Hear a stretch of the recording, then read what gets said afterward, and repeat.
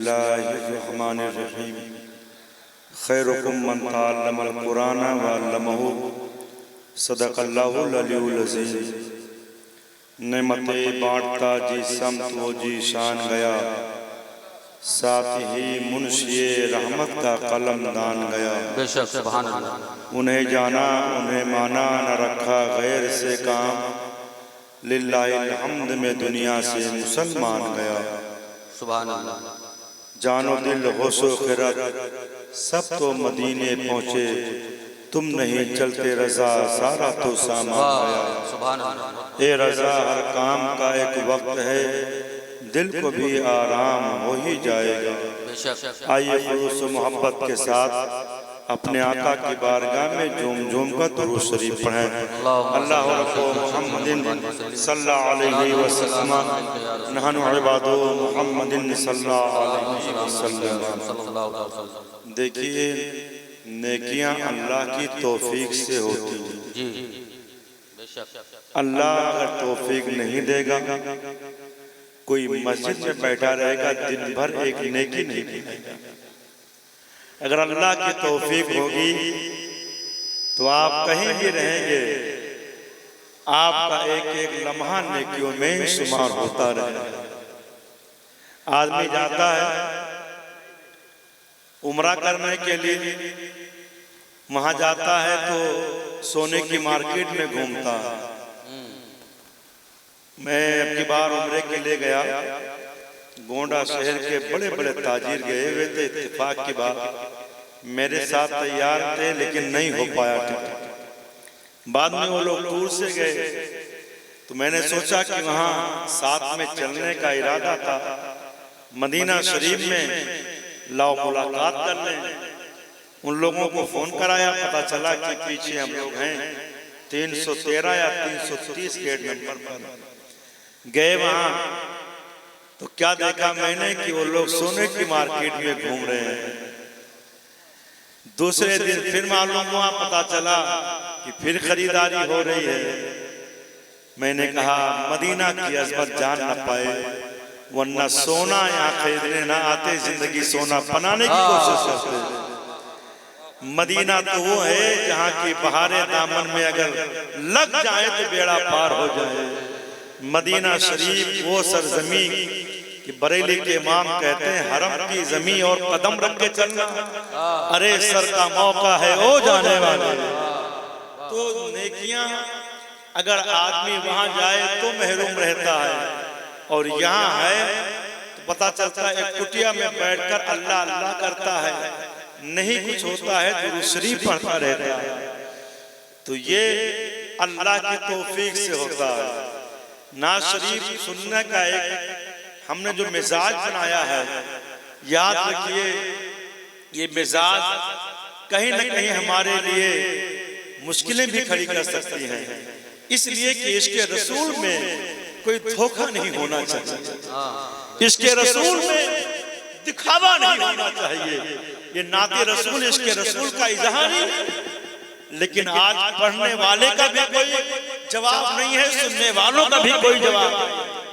नौजवान कहेंगे यूट्यूब पे सुनकर, अरे ये तो क्या पढ़ता है ना, तो जमा देता है, दही बन जाते हैं क्या। नात पढ़ने पर सुनने वाले की कैफियत ये हो, बैठा वो रे गाय में हो लेकिन दिल उसका मदीने में हो, मदीने शरीफ में मचल्ला हो, दिल उसका मदीने में लगा हो। लेकिन हाल ये है, सोचते हैं अभी इस धुन पर करे, फरमाइश होती है।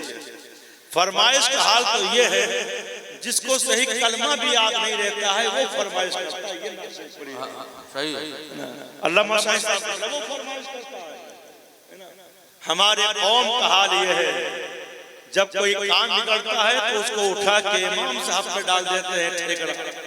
इमाम साहब ने ये कर दिया, इमाम साहब में कमी निकालनी हो तो 10 सदर बन जाते हैं, 10 खजांची बन जाते हैं, सेक्रेटरी साहब बन जाते हैं।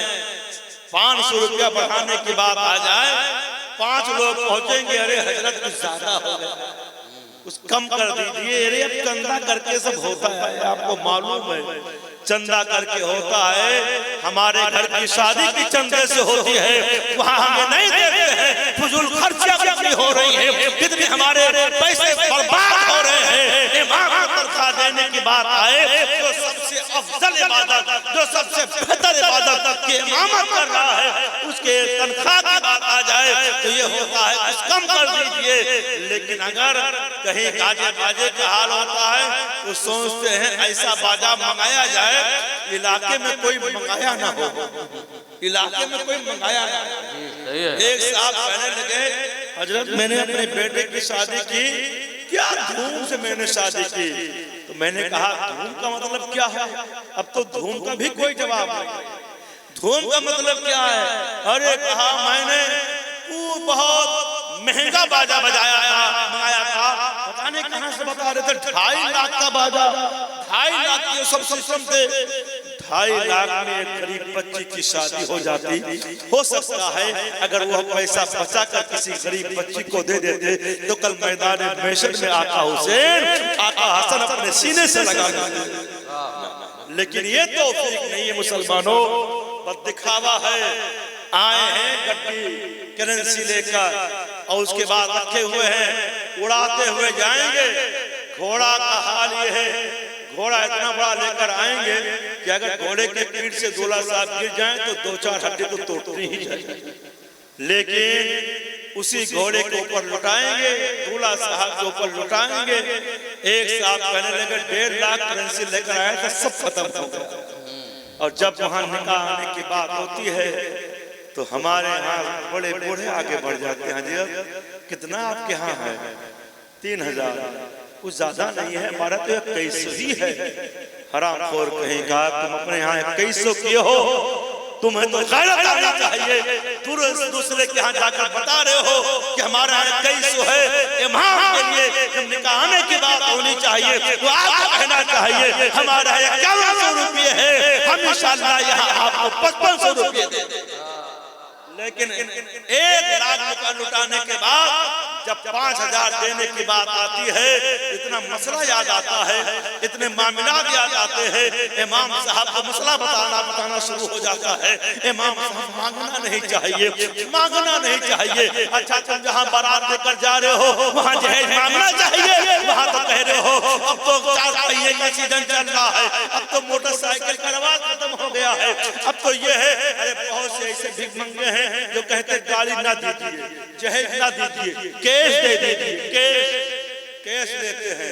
इतना बड़ा फकीर हमारे ख्याल से कोई नहीं होगा जो इतना लंबी रकम मांगता हो।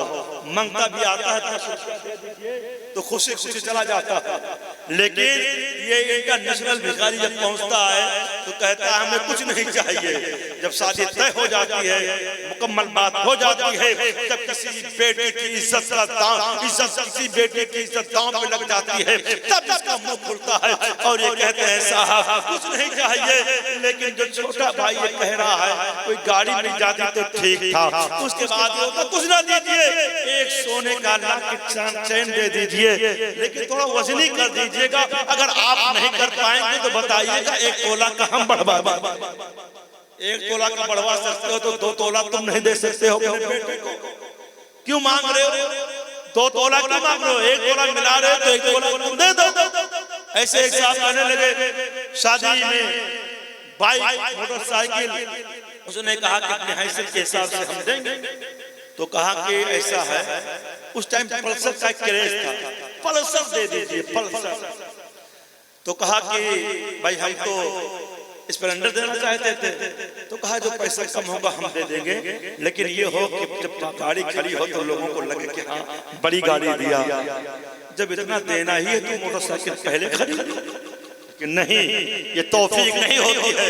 हाँ ये है जहाँ मांगने की बात आती है वहाँ जुगाड़ कोई न कोई लगा ही दिया जाता है। नारे तकबीर, नारे तकबीर, नारे रिसालत, नारे रिसालत। हजरत अल्लामा मुज़क्किर हुसैन साहब क़िबला, उलमाए अहले सुन्नत, नारे तकबीर, नारे रिसालत।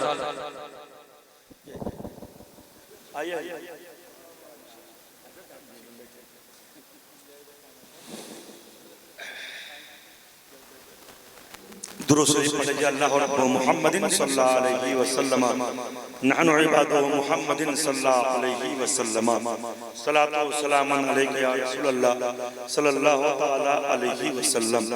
हजरात, बात चल रही थी कि आज हमारा माशरा कैसा है। तो भाई कहाँ के माइक को कम कर दे। हमारा माशरा कैसा है। शादी में जाएंगे तो हाल ये होगा कि नोट आगे रखे रहेंगे, 500 का नोट आगे शादी में, ताकि लोगों को लगे सेठ साहब की बारात आई। और जब मस्जिद में जाएंगे तो चारों जेब ढूंढेंगे, इधर उधर उधर, कहीं 10 का नोट मिल जाएगा, 10 का नोट ढूंढा जाएगा। ये है आज हमारे माशरे का हाल है मुसलमानों। वहां जाएंगे तो कहेंगे अरे वो नया कपड़ा पहन के चला आया तो कुछ है ही नहीं। मस्जिद में गल्ला जाएगा सामने, सर झुका लिया जाएगा, 10 रुपया डालना मुश्किल हो जाता है। बहुत से लोग तो ऐसे होते हैं जो छुट्टा स्पेशल करा के जाते हैं 2 रुपये का, 5 रुपये का। अब जब मस्जिद में आप हफ्ते में 5 रुपया देते हो और उसके बाद जब बात आती है तो कहते हैं चलो गांव वाले आओ तो चाय पिलाता हूं। चाय पिलाने लेकर जाएंगे, चाय मंगाएंगे और कुछ चाहिए नहीं, 10 लोगों को चाय पिलाएंगे, उसके बाद बिस्किट भी मंगाएंगे, कहेंगे और कुछ चलेगा, गुड़ का पाना आएगा। एक दिन में 100 रुपया खर्च होता है, लेकिन उसके बाद हफ्ते में आप कितना खर्च करेंगे अंदाजा कीजिए। और जब मस्जिद में जाएंगे तो 10 का नोट निकालेंगे, 5 का सिक्का निकालेंगे और उसके बाद कहते हैं हजरत ये क्या बात हो गई, अरे क्या मुसलमान बहुत मारे जा रहे हैं, ये हो रहा है वो हो रहा है। अरे हम याद रखिए जो हमारे आमाल हैं, जिस तरह हम हैं, हमारे ऊपर हाकिम ऐसे ही लोग रहेंगे। न संभलोगे तो मिट जाओगे। ये हिंदी मुसलमानों तुम्हारी दास्तान तक भी न होगी दास्तानों। हम ये खाम ख्याली छोड़े, वरना तो एक अल्लाह वाले ने ऐसे मुसलमान को पलता था, आधा शहर हो गया। अल्लाह वाले ने मुसल्ला पलटा, आधा शहर पलट गया। इसलिए जो अल्लाह की रजा चाहता है, अल्लाह उस बंदे की भी रजा चाहता है। मेरा बंदा क्या चाहता है, ये अल्लाह वालों की उर्स का मतलब होता क्या है? उर्स का मतलब ये होता है कि हम बन के पूरे खानदान वालों को बुलाएं, उसके बाद बिरयानी बनाएं, खिलाएं, धूम धड़ाका हो। ये उर्स का मकसद नहीं है। उर्स का मकसद ये है कि जिसका उर्स मनाया जा रहा है उसने जिंदगी कैसे गुजारी है, उसकी जिंदगी को अपनाया जाए, ताकि यहाँ भी उसका दामन मिला है, कल मैदान महशर में उसका दामन मिला जाए। हमें उसके तरीकों को देखना होगा, लेकिन हम अपनी तबीयत से सब कर रहे हैं। अभी एक उर्स होता है, हम भी सब में लेते हैं गाड़ा में, तो प्रोग्राम हुआ, मुशायरा हुआ, दूसरे दिन देखा गया गागर निकाला है संदल, डीजे बजाते हुए, नाचते गाते हुए, और उसके बाद ये कहा जा रहा है हम दीवाने हैं, हम आशिक हैं।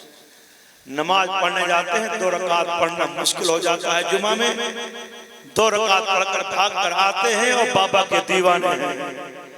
डीजे पे नाच रहे हैं, कूद रहे हैं और कह रहे हैं अरे ये तो मस्ती है। अरे मस्ती आपको पस्ती में ले जाएगी। ऐसी मस्ती किसी काम की नहीं है जिस मस्ती में ये बुरियानियत हो, ये फहाशी हो। ऐसी मस्ती होनी चाहिए जो हुसैनी मस्ती हो, ऐसी मस्ती होनी चाहिए जो कादरी मस्ती हो, ऐसी मस्ती होनी चाहिए जो चिश्ती मस्ती होनी चाहिए। ऐसी मस्ती तो जहन्नम के करीब ले जाएगी। और हम ये सोच रखे हैं कि हम जो कर रहे हैं बहुत अच्छा कर रहे हैं, हम अपने नफ्स की पैरवी कर रहे हैं, अपने नफ्स की पैरवी कर रहे हैं। मुसलमानों, मैंने तिलावत खुतबे के बाद मैंने जो पढ़ा, खैरुकुम मन तअल्लमल कुरान वअल्लमहु, तुम में बेहतर वो है जो कुरान सीखे और सिखाए। कुरान सीखे और सिखाए। बेहतर कौन है?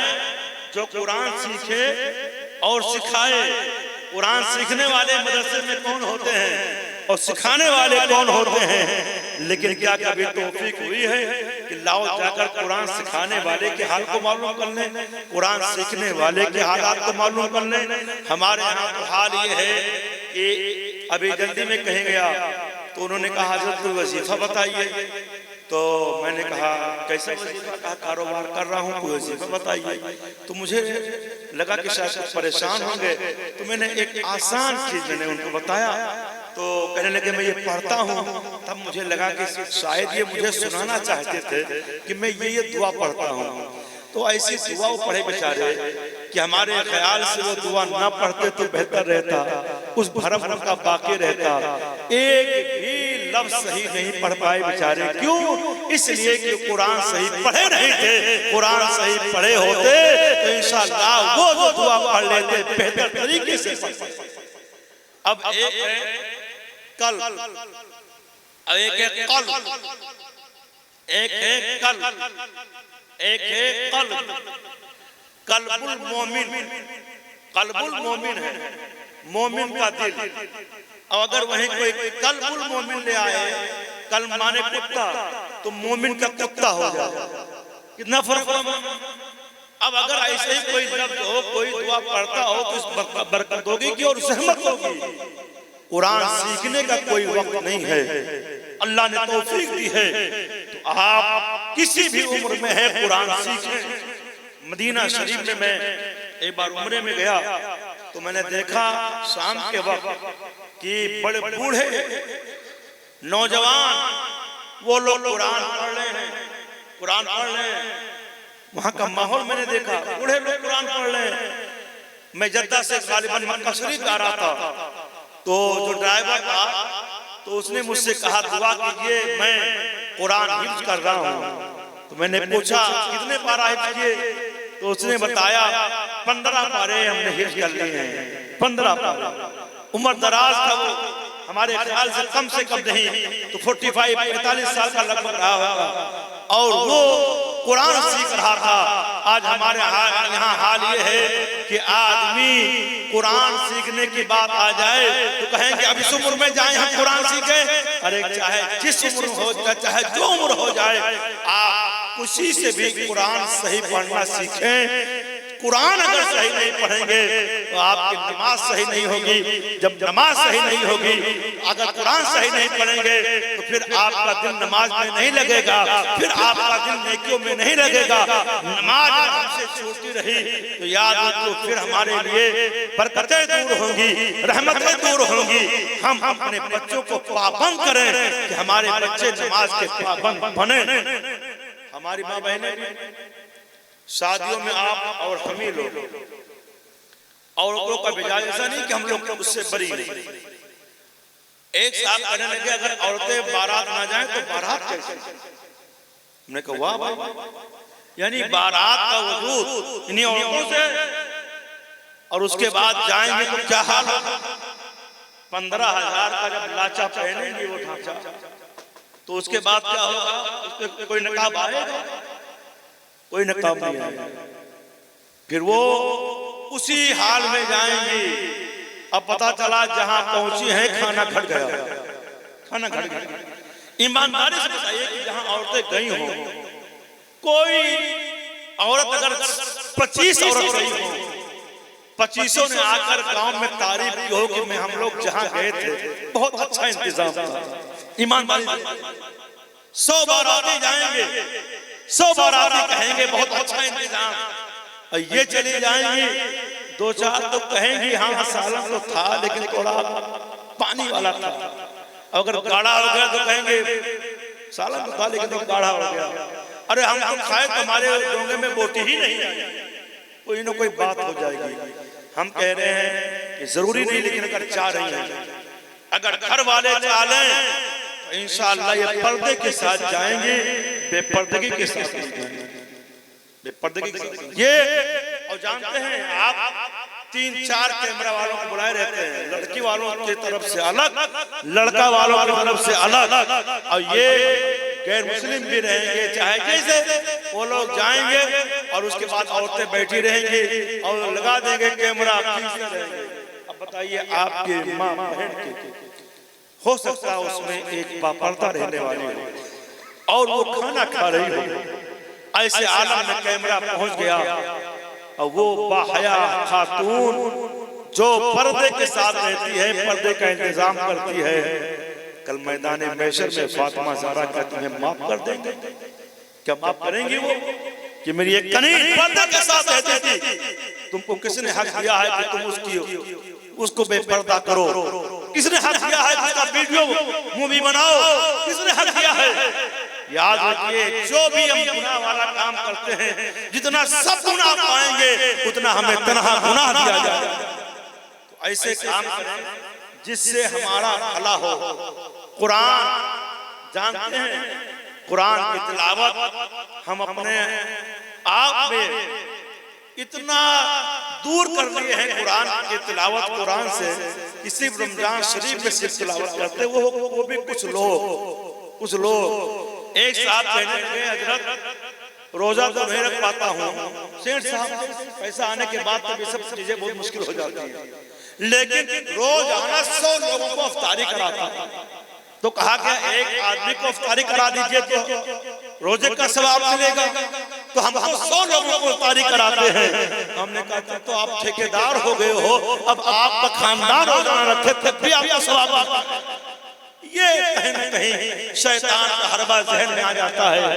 याद रखिए मुसलमानों, हम अपने आप को इस लायक को कम से कम बना लें कि जब कब्र में जाएं मेरे आका आए तो कह दे मेरा दीवाना आया है, मेरा दीवाना आया है। मेरे आका आए तो कह दे ये वही है जो मेरी अजमतों पे कुर्बान होता था, वही है जो मुझ पे दो सलाम पढ़ता था, वही है जो मेरे नवासे हुसैन के मिशन को आम करता था। कम से कम मेरे आका इतना तो कह दे मेरा आया हुआ। अगर नबी ने चेहरा फेर दिया तो कुछ नहीं चलेगा, मुसलमानों किसी की नहीं चलेगी। याद रखिए, हम अल्लाह उसके रसूल की रजा के लिए जिंदगी गुजारेंगे, वही कामयाब जिंदगी है। हमने ये सोच लिया है अच्छा मकान बन जाए, अच्छी बिल्डिंग बन जाए, हमारे पास प्रॉपर्टी हो, हमारे पास बैंक बैलेंस हो, हम कामयाब हैं। लेकिन हम कहेंगे ए अल्लामा मुज़क्किर साहब आप बताइए कामयाब कौन है? कहेंगे जिसके पास अच्छी बिल्डिंग है वो कामयाब नहीं है, जिसके पास बैंक बैलेंस है वो कामयाब नहीं है, जिसके पास खूब खेत खलियान वो कामयाब नहीं है, बल्कि कामयाब वो है जिसने अल्लाह को राजी किया है। अगर से कुटिया में रहता हो, जिसने अल्लाह को राजी किया है, अगर से उसके पास दौलत ना हो, जिसने अल्लाह को राजी किया है, अगर से वो मौजूद हो, जिसने अल्लाह को राजी किया है, सही मानों में उसके पास एक बिस्वा जमीन भी ना हो, लेकिन वो कामयाब इंसान है। मैं कहना चाहूंगा मुसलमानों, एक मुसलमान की जिम्मेदारी बनती है कि कामयाबी किसमें है, कम से कम इसको तो सोचा जाए, इसको तो समझा जाए, लेकिन नहीं, हमें इसको समझना नहीं है। इसलिए हम तो ये चाहते हैं कि बस दुनिया वाले कहे हाँ शेर साहब आ रहे हैं, हाँ ये वो है कि भाई जो चलते चलते हैं तमाम लुटाते हुए जाते हैं। हाल ये मुसलमानों गैरों पे इतना खर्च करते हैं ताकि लोग कहें बड़ा बहुत लुटाने वाला है। पड़ोस में मेरा पड़ोसी बीमार रहता है, उसके पास इलाज के लिए दवा के लिए पैसे नहीं है, हमें खबर नहीं होती, मालूम नहीं पड़ता है।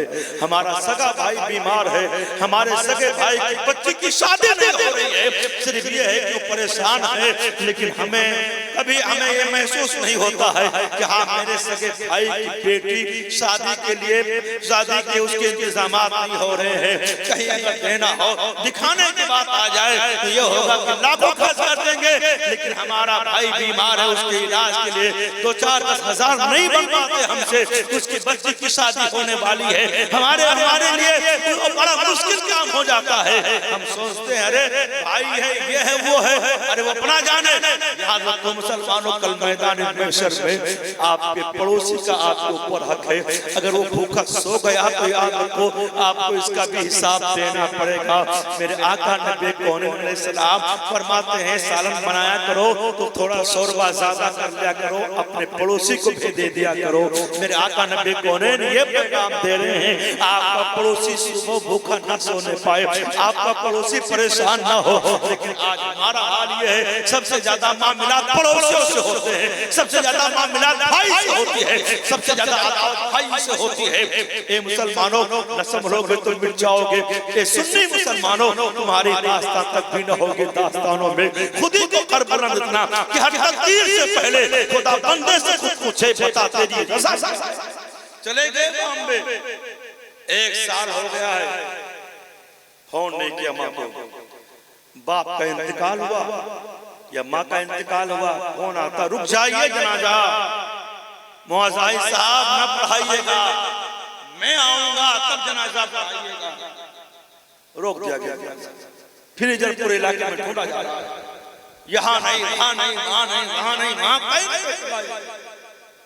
एक दिन रख दिया गया, जनाजे में कहा गया है जल्दी कीजिए। मेरी दादी का विशाल हुआ, मैं अहमदाबाद शायद था, गुजरात साइड में मेरी फ्लाइट वाया फ्लाइट थी। मैं लखनऊ पहुंच रहा था 4 बजे, असर बात का ऐलान था। मैं पहुंचा, उसके बाद ईशा तक मैं पहुंच गया, मगरिब बाद पहुंच गया।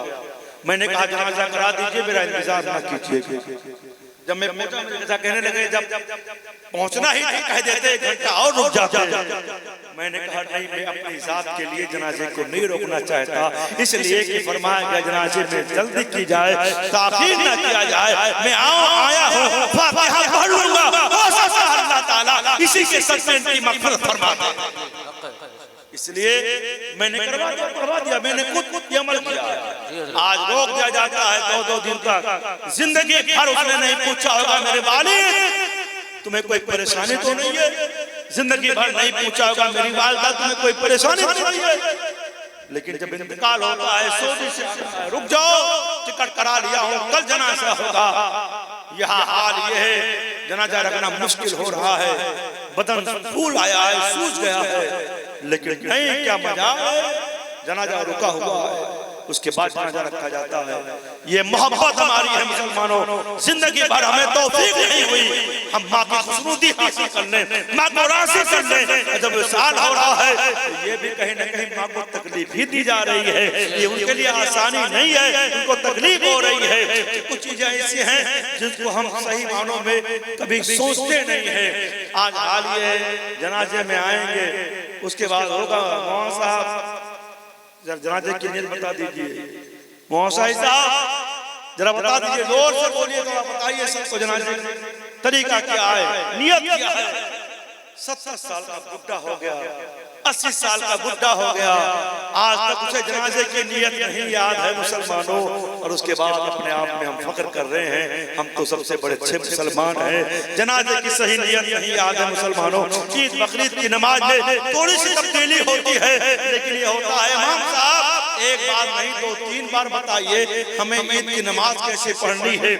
3 बार बताते हैं इमाम। हम तो अक्सर देखे हैं, अगर मेरे बगल में कोई खड़ा हो गया, कोई मौलवी नहीं, कोई दूसरा आम आदमी खड़ा हो गया, तो पता चलता है कि आखिरी रकात में तो उसका कहीं ना कहीं मामला गड़बड़ हो ही जाता है। इसलिए कि वहाँ तकबीर पढ़ी जाती है और 2 हाथ छोड़ा जाता है, फिर उसके बाद तकबीर पढ़ी जाती है, तो बगैर हाथ नियत बांधे ही हाथ छोड़े छोड़े रुकू में जाते हैं, बस वही आदमी गड़बड़ होता है। जैसे अल्लाह ऊपर कहते हैं, पता चलता है आधे सब वाले रुकू में चले। ये मुसलमान है, कम से कम 20 साल मुसलमानों हमने नमाज 30 साल 40 साल पढ़ी है बकरीद की, लेकिन नहीं। आखिरी बात कहते वो अपनी बात खत्म करेंगे। मुसलमानों, मैं आपसे इतना अर्ज करूंगा कि सबसे बड़ी कीमती चीज हमारे लिए है कि हमारे माँ बाप हमसे राजी थे, माँ बाप राजी थे। कोई मुत्तकी, परहेजगार, मुहद्दिस, मुफ्ती, अल्लामा, फहामा, पीर, फकीर, लकीर कुछ भी हो, माँ बाप नाराज हैं, साया हमारा कर दीजिए। सब कोई अमल काबिल कबूल नहीं। माँ बाप अगर नाराज, अगर माँ बाप राजी हैं, यहाँ अगर कोई दुनिया में कुरान की तिलावत करे तो कहते हैं बड़ा नेक आदमी, बड़ा अच्छा आदमी, बड़े नसीबे वाला। लेकिन कोई अगर जन्नत में कुरान की तिलावत करे तो उसको क्या कहा जाए? सहाबी रसूल के बारे में आता है, सरकार आयशा रज़ी अल्लाह तआला अन्हा से मरवी है कि मेरे आका फरमाते हैं जब मेराज में मैं गया तो मैंने देखा एक कोई ऐसा है जो कुरान की तिलावत कर रहा है। मैं करीब पहुंचा तो देखा मैंने नौमान बिन हारिसा हैं, नौमान बिन हारिसा कुरान की तिलावत कर रहे हैं। मेरे आका नबी कौनैन ने बयान किया सहाबा से और मेरे आका ने फरमाया जानते हो ये एहसान का बदला है, वालिदैन के साथ एहसान का बदला है, यानी वालिदैन के साथ भलाई का बदला है, वालिदैन के साथ अच्छाई का बदला है, वालिदैन के साथ अच्छे तौर पर पेश आने का बदला है। सहाबी रसूल वो अपने माँ बाप के साथ अच्छे तौर पर पेश आते थे, भलाई करते थे। अल्लाह ने उनको मकाम दिया है जो जन्नत में कुरान की तिलावत करते नजर आ रहे हैं। ए मुसलमानों, ये जन्नत का इनाम मिल रहा है, लेकिन मैंने देखा है जिससे माँ बाप राजी रहते हैं उनकी जिंदगी में कभी परेशानी नहीं आती है, उनके चेहरे पे शिकन नहीं आता है। क्यों? माँ बाप की दुआएं वो होती है कि एक तरफ अगर गमों के पहाड़ हो और माँ बाप अगर दुआ कर दे तो पहाड़ की शक्ल में गम दूर हो जाए। लेकिन हम बाबा के पास पहुंचेंगे और कहेंगे बाबा ऐसी ताबीज बनाओ कि हमारा कारखाना इस तरह चले कि जो हमारे अगल बगल है सबका भ्रष्ट हो जाए, सिर्फ मेरी दुकान चले, मेरा कारखाना चले। और बाबा भी मिल गए हैं, कहेंगे तब तो लगेगा 1000 लगेगा तो बाबा कुछ कम कर दो 500 दे दीजिए। अब ताबीज के चक्कर में वो आएगा जाएगा, ऐसे ही बाबा कई हजार लेता रहेगा, लेकिन कोई काम नहीं करेगी वो ताबीज। मैं कहूंगा ताबीज लेने की जरूरत नहीं है, मैं भी ताबीज लिखता हूँ, मुखालिफ नहीं हूँ, लेकिन ताबीज लेने की जरूरत नहीं है। तुम एक बार माँ से फोन करके कह दो मेरी माँ कारोबार सही नहीं चल रहा है, दुआ कर दो। कसम खुदा की मैं कह रहा हूँ माँ की दुआएं जरूर कबूल होगी, इसलिए कि सबकी दुआएं एक तरफ, माँ की दुआ एक तरफ। तारीफ को जब है कि खुदा हश्र में कह दे ये बंदा तो आलम से खफा मेरे लिए है। अल्लाह पहले हमको फिर आपको अच्छी बातों पे अमल करने की तौफीक अता फरमाए। अस्सलाम वालेकुम। माशाअल्लाह, रात के 1 बज चुके हैं, बहुत ज़्यादा कुछ कहने और सुनने की ज़रूरत नहीं है। सीधे सीधे आज के इस प्रोग्राम के जश्न के आखिरी खतीब आज़म हिंदुस्तान वाइज़ बयान नाशिर मसलक आला हज़रत अल्लामा मौलाना मुज़क्किर हुसैन खान साहब क़िबला बरकाती उस्ताद जामिया अमीरुल उलूम मीनाइया। मैं गुजारिश करूंगा कि आप लोग थोड़ा बेदार हो जाएं और जो लोग पीछे बैठे हैं थोड़ा थोड़ा आगे आ जाइए। आइए हज़रत का इस्तक़बाल करें बिला किसी ताख़ीर के। अपने हाथों को उठाकर नारे का जवाब दें, नारे तकबीर, नारे रिसालत, नारे रिसालत, उलमाए अहले सुन्नत हज़रत अल्लामा मुज़क्किर खान साहब क़िबला, नारे तकबीर, नारे।